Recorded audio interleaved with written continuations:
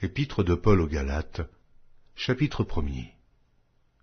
Paul, apôtre, non de la part des hommes, ni par un homme, mais par Jésus-Christ et Dieu le Père, qui l'a ressuscité des morts, et tous les frères qui sont avec moi aux églises de la Galatie, que la grâce et la paix vous soient données de la part de Dieu le Père et de notre Seigneur Jésus-Christ, qui s'est donné lui-même pour nos péchés, afin de nous arracher du présent siècle mauvais, selon la volonté de Dieu et Père, à qui soit la gloire au siècle des siècles.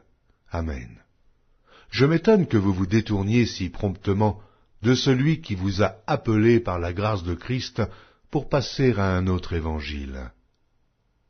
Non pas qu'il y ait un autre évangile, mais il y a des gens qui vous troublent et qui veulent renverser l'évangile de Christ. Mais, quand nous-mêmes, quand un ange du ciel annoncerait un autre évangile que celui que nous vous avons prêché, qu'il soit anathème. Nous l'avons dit précédemment, et je le répète à cette heure. Si quelqu'un vous annonce un autre évangile que celui que vous avez reçu, qu'il soit anathème. Et maintenant, est-ce la faveur des hommes que je désire, ou celle de Dieu? Est-ce que je cherche à plaire aux hommes? Si je plaisais encore aux hommes, je ne serais pas serviteur de Christ. Je vous déclare, frères, que l'évangile qui a été annoncé par moi n'est pas de l'homme. Car je ne l'ai ni reçu, ni appris d'un homme, mais par une révélation de Jésus-Christ. Vous avez su, en effet, quelle était autrefois ma conduite dans le judaïsme, comment je persécutais à outrance et ravageais l'Église de Dieu, et comment j'étais plus avancé dans le judaïsme que beaucoup de ceux de mon âge et de ma nation, étant animé d'un zèle excessif pour les traditions de mes pères.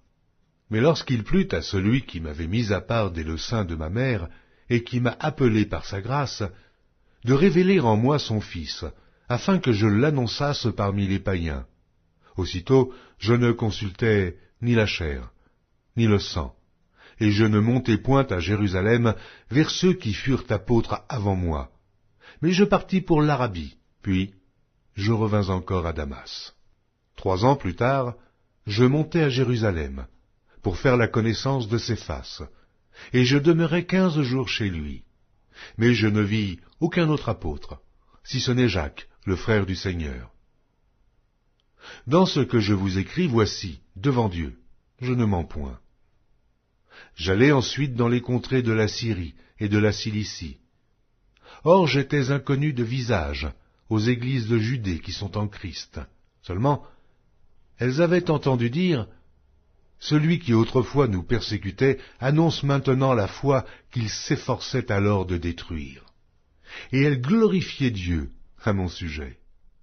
Épître de Paul aux Galates, chapitre 2. 14 ans après, je montai de nouveau à Jérusalem avec Barnabas, ayant aussi pris Tite avec moi. Et ce fut d'après une révélation que j'y montai. Je leur exposai l'évangile que je prêche parmi les païens. Je l'exposai en particulier à ceux qui sont les plus considérés, afin de ne pas courir, ou avoir couru en vain.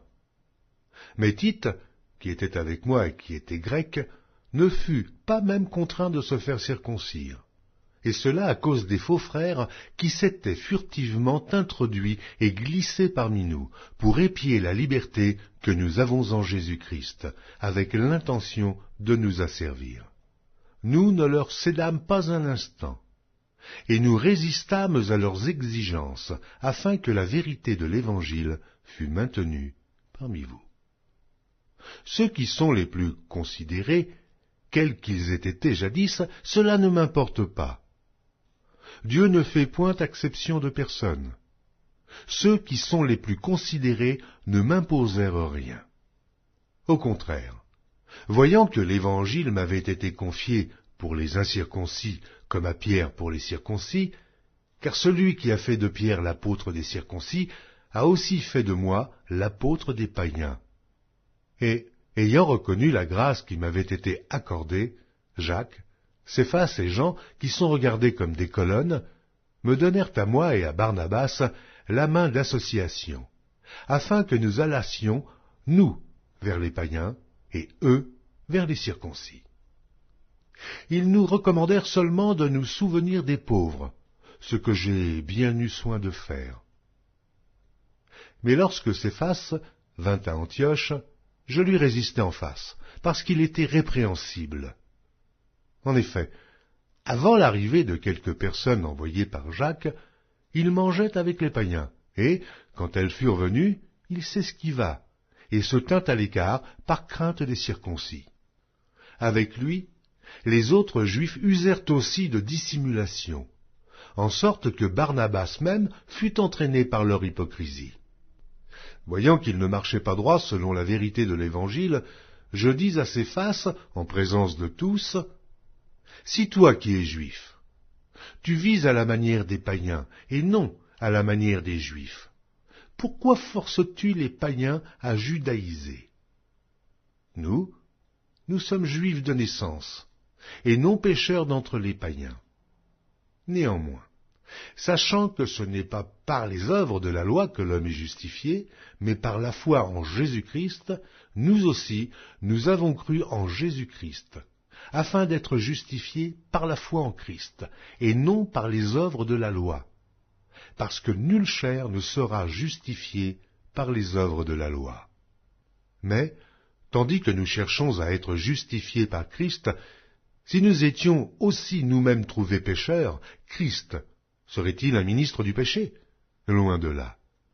Car si je rebâtis les choses que j'ai détruites, je me constitue moi-même en transgresseur.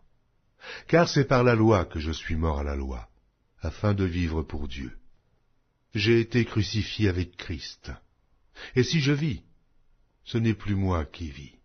C'est Christ qui vit en moi. Si je vis maintenant dans la chair, je vis dans la foi au Fils de Dieu, qui m'a aimé et qui s'est livré lui-même pour moi. Je ne rejette pas la grâce de Dieu, car si la justice s'obtient par la loi, Christ est donc mort en vain. Épître de Paul aux Galates, chapitre 3. Aux Galates dépourvus de sens. Qui vous a fasciné, vous, aux yeux de qui Jésus-Christ a été peint comme crucifié? Voici seulement ce que je veux apprendre de vous.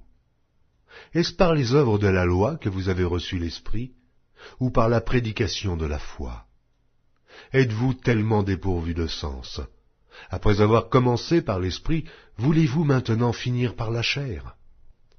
Avez-vous tant souffert en vain? Si toutefois c'est en vain, celui qui vous accorde l'Esprit et qui opère des miracles parmi vous, le fait-il donc par les œuvres de la loi ou par la prédication de la foi? Comme Abraham crut à Dieu et que cela lui fut imputé à justice, reconnaissez donc que ce sont ceux qui ont la foi, qui sont fils d'Abraham. Aussi l'Écriture, prévoyant que Dieu justifierait les païens par la foi, a d'avance annoncé cette bonne nouvelle à Abraham. Toutes les nations seront bénies en toi, de sorte que ceux qui croient sont bénis avec Abraham le croyant.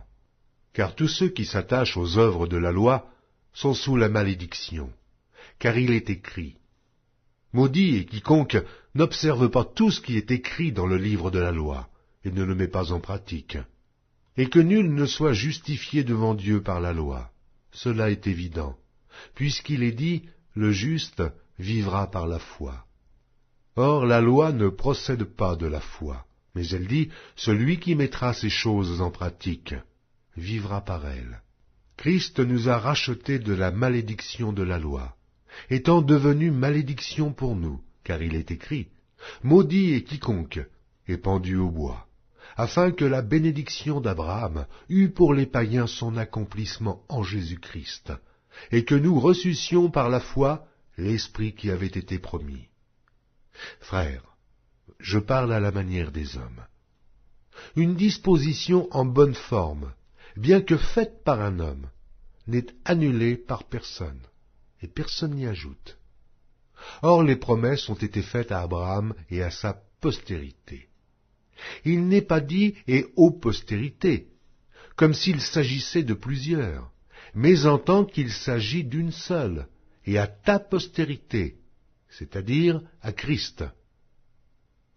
Voici ce que j'entends. Une disposition que Dieu a confirmée antérieurement ne peut pas être annulée, et ainsi la promesse rendue vaine par la loi survenue 430 ans plus tard. Car si l'héritage venait de la loi, il ne viendrait plus de la promesse. Or, c'est par la promesse que Dieu a faite à Abraham ce don de sa grâce. Pourquoi donc la loi? Elle a été donnée ensuite à cause des transgressions, jusqu'à ce que vînt la postérité, à qui la promesse avait été faite. Elle a été promulguée par des anges au moyen d'un médiateur. Or, le médiateur n'est pas médiateur d'un seul, tandis que Dieu est un seul. La loi est-elle donc contre les promesses de Dieu? Loin de là. S'il eût été donné une loi qui pût procurer la vie, la justice viendrait réellement de la loi. Mais l'Écriture a tout renfermé sous le péché, afin que ce qui avait été promis fût donné par la foi en Jésus-Christ et à ceux qui croient. Avant que la foi vînt, nous étions enfermés sous la garde de la loi en vue de la foi qui devait être révélée. Ainsi, la loi a été comme un pédagogue pour nous conduire à Christ, afin que nous fussions justifiés par la foi. La foi étant venue, nous ne sommes plus sous ce pédagogue, car vous êtes tous fils de Dieu, par la foi en Jésus-Christ. Vous tous qui avez été baptisés en Christ, vous avez revêtu Christ. Il n'y a plus ni juif ni grec, il n'y a plus ni esclave ni libre, il n'y a plus ni homme ni femme, car tous, vous êtes un en Jésus-Christ. Et si vous êtes à Christ, vous êtes donc la postérité d'Abraham, héritier selon la promesse. Épître de Paul aux Galates, chapitre 4. Or, aussi longtemps que l'héritier est enfant, je dis qu'il ne diffère en rien d'un esclave, quoiqu'il soit le maître de tout. Mais il est sous des tuteurs et des administrateurs, jusqu'au temps marqué par le Père. Nous aussi, de la même manière, lorsque nous étions enfants, nous étions sous l'esclavage des rudiments du monde. Mais, lorsque les temps ont été accomplis, Dieu a envoyé son Fils, né d'une femme, né sous la loi, afin qu'il rachetât ceux qui étaient sous la loi, afin que nous reçussions l'adoption. Et parce que vous êtes fils, Dieu a envoyé dans nos cœurs l'esprit de son Fils, lequel crie « Abba, Père !» Ainsi tu n'es plus esclave, mais fils. Et si tu es fils, tu es aussi héritier, par la grâce de Dieu. Autrefois, ne connaissant pas Dieu, vous serviez des dieux qui ne le sont pas de leur nature. Mais à présent que vous avez connu Dieu, ou plutôt, que vous avez été connus de Dieu, comment retournez-vous à ces faibles et pauvres rudiments, auxquels de nouveau vous voulez vous asservir encore? Vous observez les jours, les mois, les temps et les années. Je crains d'avoir inutilement travaillé pour vous. Soyez comme moi, car moi aussi je suis comme vous. Frères, je vous en supplie. Vous ne m'avez fait aucun tort. Vous savez que ce fut à cause d'une infirmité de la chair que je vous ai pour la première fois annoncé l'Évangile. Et mis à l'épreuve par ma chair, vous n'avez témoigné ni mépris, ni dégoût. Vous m'avez au contraire reçu comme un ange de Dieu, comme Jésus-Christ. Où est donc l'expression de votre bonheur? Car je vous atteste que, si cela eût été possible, vous vous seriez arraché les yeux pour me les donner.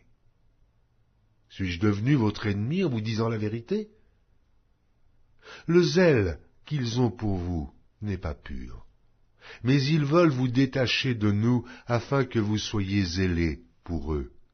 Il est beau d'avoir du zèle, pour ce qui est bien, et en tout temps, et non pas seulement quand je suis présent parmi vous. Mes enfants, pour qui j'éprouve de nouveau les douleurs de l'enfantement, jusqu'à ce que Christ soit formé en vous, je voudrais être maintenant auprès de vous, et changer de langage, car je suis dans l'inquiétude à votre sujet. Dites-moi, vous qui voulez être sous la loi, n'entendez-vous point la loi? Car il est écrit qu'Abraham eut deux fils, un de la femme esclave et un de la femme libre. Mais celui de l'esclave naquit selon la chair, et celui de la femme libre naquit en vertu de la promesse.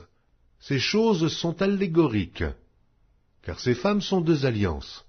L'une du mont Sinaï, enfantant pour la servitude, c'est Agar, car Agar, c'est le mont Sinaï en Arabie, et elle correspond à la Jérusalem actuelle, qui est dans la servitude avec ses enfants.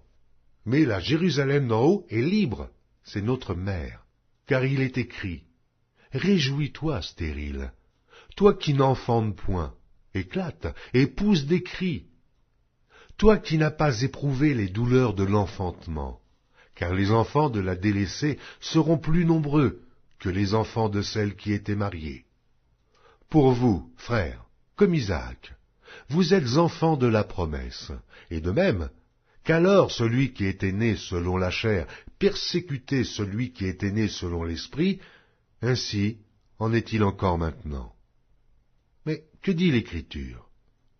Chasse l'esclave et son fils, car le fils de l'esclave n'héritera pas avec le fils de la femme libre.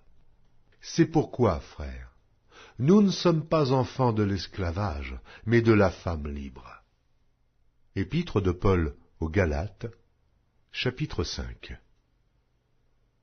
C'est pour la liberté que Christ nous a affranchis. Demeurez donc fermes, et ne vous laissez pas mettre de nouveau sous le joug de la servitude. Voici, moi Paul, je vous dis que, si vous vous faites circoncire, Christ ne vous servira de rien. Et je proteste encore une fois à tout homme qui se fait circoncire, qu'il est tenu de pratiquer la loi tout entière. Vous êtes séparés de Christ, vous tous qui cherchez la justification dans la loi. Vous êtes déchus de la grâce. Pour nous, c'est de la foi que nous attendons, par l'Esprit, l'espérance de la justice. Car en Jésus-Christ, ni la circoncision, ni l'incirconcision n'a de valeur, mais la foi qui est agissante par la charité. Vous courriez bien. Qui vous a arrêté pour vous empêcher d'obéir à la vérité? Cette influence ne vient pas de celui qui vous appelle. Un peu de levain fait lever toute la pâte. J'ai cette confiance en vous, dans le Seigneur, que vous ne penserez pas autrement, mais celui qui vous trouble, quel qu'il soit, en portera la peine. Pour moi, frère, si je prêche encore la circoncision, pourquoi suis-je encore persécuté? Le scandale de la croix a donc disparu. Puissent-ils être retranchés, ceux qui mettent le trouble parmi vous? Frères, vous avez été appelés à la liberté, seulement ne faites pas de cette liberté un prétexte de vivre selon la chair, mais rendez-vous par la charité, serviteurs les uns des autres. Car toute la loi est accomplie dans une seule parole, dans celle-ci: tu aimeras ton prochain comme toi-même. Mais si vous vous mordez et vous dévorez les uns les autres, prenez garde que vous ne soyez détruits les uns par les autres. Je dis donc, marchez selon l'esprit, et vous n'accomplirez pas les désirs de la chair. Car la chair a des désirs contraires à ceux de l'esprit, et l'esprit en a de contraires à ceux de la chair. Ils sont opposés entre eux, afin que vous ne fassiez point ce que vous voudriez. Si vous êtes conduits par l'esprit, vous n'êtes point sous la loi. Or, les œuvres de la chair sont manifestes. Ce sont l'impudicité, l'impureté, la dissolution, l'idolâtrie, la magie, les inimitiés, les querelles, les jalousies, les animosités, les disputes, les divisions, les sectes, l'envie, l'ivrognerie, les excès de table et les choses semblables. Je vous dis d'avance, comme je l'ai déjà dit, que ceux qui commettent de telles choses n'hériteront point le royaume de Dieu. Mais le fruit de l'esprit, c'est l'amour, la joie, la paix, la patience, la bonté, la bénignité, la fidélité, la douceur, la tempérance. La loi n'est pas contre ces choses. Ceux qui sont à Jésus-Christ ont crucifié la chair avec ses passions et ses désirs. Si nous vivons par l'Esprit, marchons aussi selon l'Esprit. Ne cherchons pas une vaine gloire, en nous provoquant les uns les autres, en nous portant envie les uns aux autres. Épître de Paul aux Galates, chapitre 6. Frères, si un homme vient à être surpris en quelque faute, vous qui êtes spirituels, redressez-le avec un esprit de douceur. Prends garde à toi-même, de peur que tu ne sois aussi tenté. Portez les fardeaux les uns des autres, et vous accomplirez ainsi la loi de Christ. Si quelqu'un pense être quelque chose, quoiqu'il ne soit rien, il s'abuse lui-même. Que chacun examine ses propres œuvres, et alors il aura sujet de se glorifier pour lui seul, et non par rapport à autrui. Car chacun portera son propre fardeau. Que celui à qui l'on enseigne la parole fasse part de tous ses biens à celui qui l'enseigne. Ne vous y trompez pas, on ne se moque pas de Dieu. Ce qu'un homme aura semé, il le moissonnera aussi. Celui qui sème pour sa chair, moissonnera de la chair la corruption. Mais celui qui sème pour l'esprit, moissonnera de l'esprit la vie éternelle. Ne nous lassons pas de faire le bien, car nous moissonnerons au temps convenable, si nous ne nous relâchons pas. Ainsi donc, pendant que nous en avons l'occasion, pratiquons le bien envers tous, et surtout envers les frères en la foi. Voyez avec quelle grande lettre je vous ai écrit de ma propre main. Tous ceux qui veulent se rendre agréables selon la chair vous contraignent à vous faire circoncire, uniquement afin de ne pas être persécutés pour la croix de Christ. Car les circoncis eux-mêmes n'observent point la loi, mais ils veulent que vous soyez circoncis pour se glorifier dans votre chair. Pour ce qui me concerne, loin de moi la pensée de me glorifier d'autre chose que de la croix de notre Seigneur Jésus-Christ, par qui le monde est crucifié pour moi, comme je le suis pour le monde. Car ce n'est rien que d'être circoncis ou incirconcis. Ce qui est quelque chose, c'est d'être une nouvelle créature. Paix et miséricorde sur tous ceux qui suivront cette règle et sur l'Israël de Dieu. Que personne désormais ne me fasse de la peine, car je porte sur mon corps les marques de Jésus. Frères, que la grâce de notre Seigneur Jésus-Christ soit avec votre esprit. Amen.